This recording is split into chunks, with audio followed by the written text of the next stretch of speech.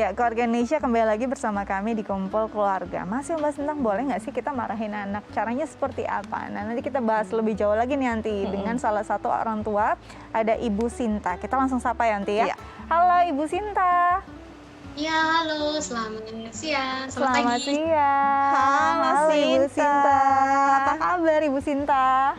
Baik. Baik, Alhamdulillah. alhamdulillah. Hari ini kita ngobrol tentang marah pada anak itu boleh nggak sih? Caranya seperti apa? Tadi Anti bilang sebenarnya boleh, tapi caranya harus elegan. Nah, kalau Ibu Sinta sendiri termasuk ibu yang tipenya mudah marah nggak sih atau terpancing emosi? Kalau saya sih memang jujur, kadang ada kalanya saya marah sama anak, cuma ada kalanya perlu gak sih marah? Kira-kira bisa gak sih dengan cara apa? Seperti itu sih, kayak misalkan lagi makan, makanannya tumpah, ya udah bisa diberesin kok nanti, bisa dilap pakai tisu. Cuma kasih tahu aja dengan, ayo makannya yang baik. Hanya dengan seperti itu sih. Tapi ngomong dengan tegas seperti itu. Intinya lebih agar anak tahu bahwa mama lagi marah nih, tapi caranya nggak keras gitu ya, tidak kasar gitu ya. Nah, biasanya hal-hal apa yang biasanya anak mungkin kan kadang anak-anak ada kondisinya dia pas mamanya marah oke, biasa aja gitu, oke minta maaf. Tapi ada juga yang mungkin akhirnya menangis gitu ya. Kadang halnya macam-macam. Kalau di Ibu Sinta sendiri dengan anak apa sih kondisinya? Yang mungkin anak tuh biasanya kalau kondisi yang begini nih ibunya marah, dia lebih emosional, lebih sedih begitu.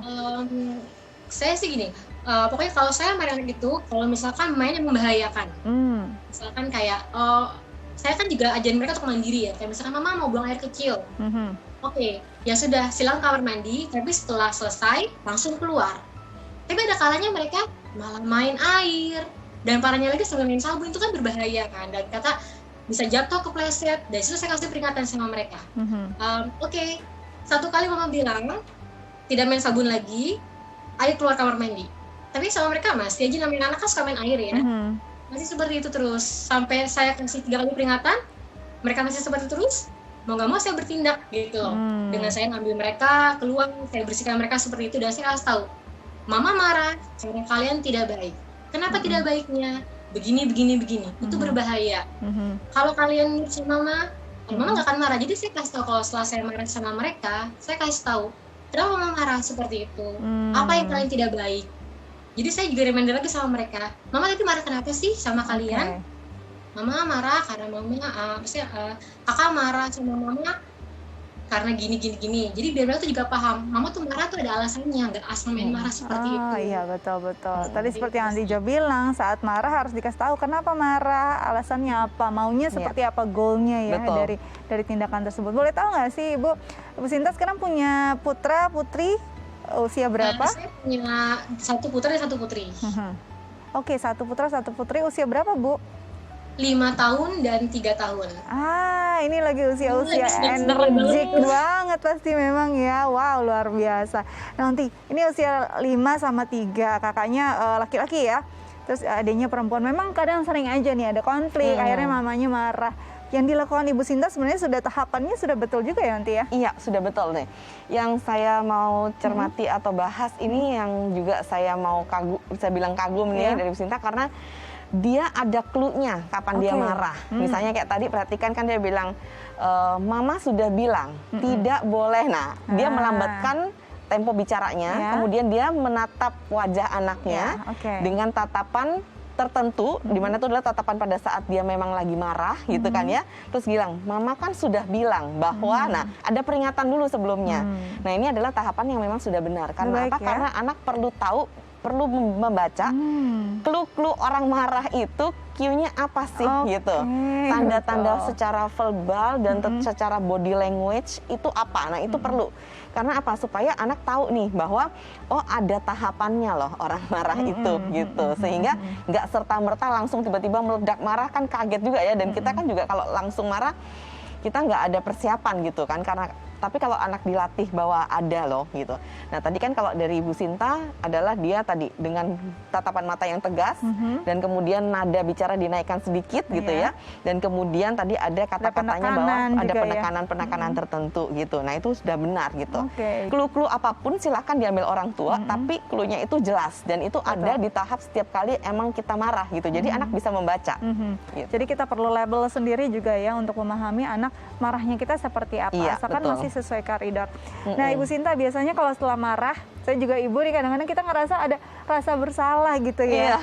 Suka begitu nggak sih Ibu Sinta? Terus biasanya apa yang dilakukan? Jadi pernah suatu hari kemarin itu saya sudah capek, saya marah dari pagi sampai siang dan saya ngerasa menyesal. Akhirnya saya ketika anak nangis, saya pun juga ikutan nangis. Dan saya pangku dia, saya ngomong. Saya reminder lagi, hari ini mama marah apa aja sama kakak? Apa salahnya kakak? Apa nggak baiknya kakak sama mama? Nah, mama kasih tahu juga gitu, mama capek loh kak, marah-marah sama kakak terus seperti ini, gitu. Mama nggak mau marah-marah sama kakak seperti ini, mama kan kasih tahu sama kakak. Mama nggak akan marah kalau kakak nggak baik. Kenapa dari pagi begini-begini, siangnya begini-begini? Kenapa nggak bisa dengar mama seperti ini? Dan dari situ dia tambah nangis sama saya, dia peluk saya, dan itu membuat saya makin nangis seperti itu. Karena apa ya, ketika saya capek, emosinya saya luapkan, kenapa mama marah-marah seperti ini, dia pun juga sama gitu, ngerasa maaf mama, dalam hati mereka mungkin seperti itu, makanya dia langsung peluk saya. Dan ya udah, kita berpelukan, kita nangis sama-sama, ya kita berjanji, mama mencoba mulai besok akan mengurangi emosi mama. Kakak juga sama, bantu mama dong supaya tidak bikin mama marah, dengan nurut sama mama, dengan dengarkan mama. Jadi setiap kali marah selalu saya peluk mereka terakhir-terakhirnya. Saya reminder lagi dengan mereka apa yang menyebabkan saya marah seperti itu. Jadi nggak menyebabkan luka batin buat mereka seperti itu sih. Tapi kadang namanya anak kan diulangin lagi, diulangin lagi. Berarti kita juga harus jujur juga nggak sih Onti dengan apa yang kita rasakan pada anak? Itu penting nggak sih untuk lebih jujur gitu? Karena bahwa selain marah, mama juga sedih loh lihat kamu seperti itu. Betul. Ya, jadi ini juga benar dan tepat sekali dilakukan oleh Bu Sinta bahwa ada proses rekonsiliasi setelah itu.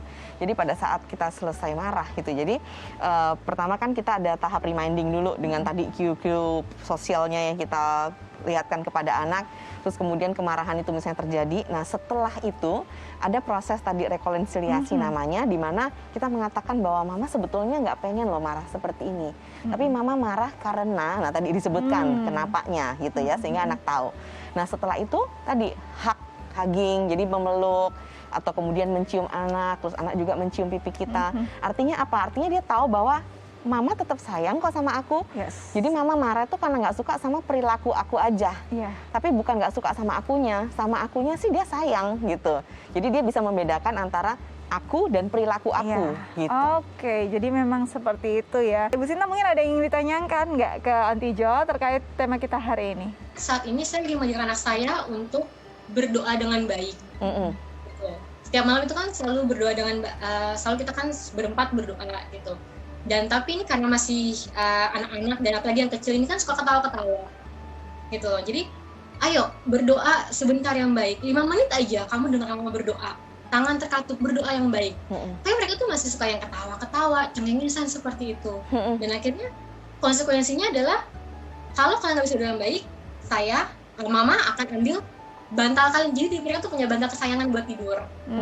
Jadi sebelum berdoa, ayo mana sini bantalnya, kasih ke mama. Kalau kalian bisa berdoa yang baik, mama akan kembalikan setelah berdoa. Tapi kalau tidak bisa, mama akan simpan.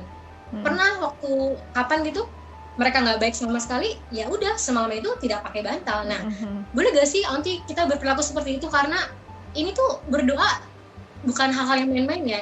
Saya tuh mengajarkan mereka dari kecil gitu loh. Karena ini kan hal yang penting gitu loh. Ngajarin mereka supaya berdoa yang baik, tapi dengan cara ada ancaman seperti mama ambil bantalnya ya.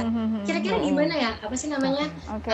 Solusinya kira-kira supaya mungkin dari anak yang nggak ngerasa, oh kalau nggak berdoa aku nanti begini sama mama. Kira-kira gimana ya Aunty ya? Karena ini benar-benar sulit banget. Sampai berhari-hari saya belajar seperti ini masih, kadang mereka masih belum paham gitu harus duduk yang baik. Gitu. Baik, kira-kira solusinya seperti Ya. apa ya, Anti? Tadi yang dilakukan oleh Bu Sinta dalam hal menyembunyikan bantal, nah itu bisa dilakukan tapi biasa nggak akan tahan lama jangka efeknya. Ya. Karena apa? Karena berarti anak akan mengkoneksikan bahwa aku akan berdoa baik supaya bantal aku nggak disembunyiin, Ya, gitu. betul. Jadi next time kalau misalnya dia merasa udah nggak terlalu sayang sama bantalnya atau nggak butuh bantalnya lagi, ya dia merasa bahwa ngapain lagi aku berdoa dengan baik, kan aku juga udah nggak Udah nggak terlalu butuh peduli sama bantalnya. bantal aku gitu. Jadi kaitannya doa sama bantal gitu. Nah, akan lebih baik kalau kita kasih konsep kenapa sih kita berdoa itu harus dengan sikap yang baik gitu. Nah, pada anak ini memang susah karena konsep ketuhanan itu kan abstrak, dia nggak bisa lihat. Betul. Ya, kalau misalnya kayak sama ibunya, terus kemudian sama barang atau apa, dia ada, dia bisa lihat. Tapi ini kan konsep yang abstrak, dia tidak bisa melihat. Nah, jadi dia perlu diberikan suatu analogi gitu. Oke. Misalnya contohnya, kalau pada saat berdoa itu kan berarti kita bercakap-cakap atau berbicara dengan yang maha kuasa, misalnya dengan Allah atau dengan Tuhan gitu ya. Walaupun kita tidak bisa melihat, tapi dia ada gitu kan. Nah, kita kasih contoh. Misalnya nih, Bunda ngobrol sama abang misalnya. Terus kemudian abang ngomong coba, jadi suruh dia coba pura-pura ngomong ke kita, tapi kita cuekin. Kita sambil ketawa-ketawa, main handphone atau apa. Nah, kita tanyakan perasaan abang gimana gitu. Oke. Nah, pada saat dia bilang ini, aku ngerasa Bunda nggak perhatiin aku. Aku merasa sedih karena Bunda cuekin aku misalnya. Nah, itu juga yang dirasakan sama Allah gitu. Oh, Pada saat oke. berdoa kita bicara sama dia, terus kemudian dia kita mengambil sikap yang bercanda-bercanda, Iya. nggak memperhatikan dia gitu. Nah, itulah berarti Allah akan sedih gitu. Jadi kasih Oke. koneksinya supaya dia paham kenapa dia harus seperti itu tanpa misalnya tadi meniadakan barang, menyembunyikan barang atau bahkan misalnya memberikan hukuman bahkan gitu. Karena sebaiknya anak itu diajarkan apa sih koneksinya, kenapa dia harus seperti itu, Oke. konsepnya itu Betul. apa. gitu. Karena konsep Tuhan ini memang begitu abstrak, jadi memang harus pelan-pelan dan kalau bisa dianalogikan agar anak Dianalogikan. lebih mudah mengerti. Betul. Kira-kira seperti itu Ibu Sinta, mudah-mudahan bisa coba dipraktikkan nanti Asik. malam saat berdoa ya. Iya. Sukses ya Bu Oke, Bu Sinta, Sinta, sukses salam ya. buat buah hatinya. Terima kasih. Sampai Iya. jumpa. Oke, wah banyak banget pelajaran yang bisa kita petik juga dari Bu Sinta ya, Anti. Nanti kita Iya. ngobrol lagi, tapi kita harus jeda dulu nih, Anti. Betul. Nah, keluarga Indonesia jangan kemana-mana, tetap bersama kami di Kumpul Keluarga.